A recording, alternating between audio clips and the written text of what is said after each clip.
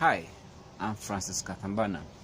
Yesterday we were discussing about how hormones in both the man and the woman can influence us a lot in terms of how we think and how we behave. And when we behave under the influence of these hormones, we can hurt each other a lot. So we say that, for example, men can be influenced by testosterone, and they may be very focused on wanting to have sex now and may not particularly be interested in the relationship aspects. Women, on the other hand, are influenced by the things around childbirth and pregnancy and may feel very vulnerable, and therefore will want encouragement and to relate with others. In that early part of marriage, you also find that the men tend to focus a lot on what is happening outside the home. They want to focus on their work, they want to focus on their friends, they want to focus on, the hustle, chasing deals, whatever it is. Women, on the other hand, tend to focus a lot on what's happening in the home.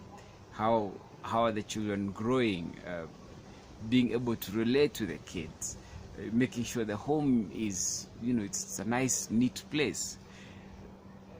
Now, the thing about this is that as the couple grows older, things change. And you find that with the declining of these various hormones in us, those roles kind of change. You find that in the late 30s, when testosterone starts declining, and towards early 40s, the man wants to start having a relationship. But for the woman, with the fact that she's no longer getting pregnant and giving birth, she starts develop. The hormones around there have declined. Therefore, she's very confident. She starts discovering herself, and her focus starts shifting outside of the home.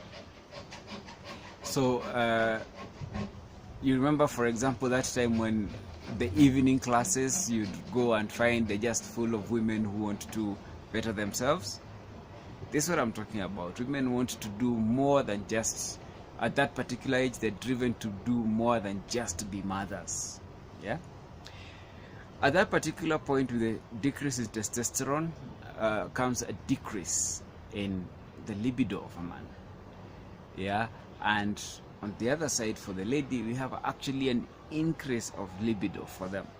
And you can see how this can cause a lot of conflict.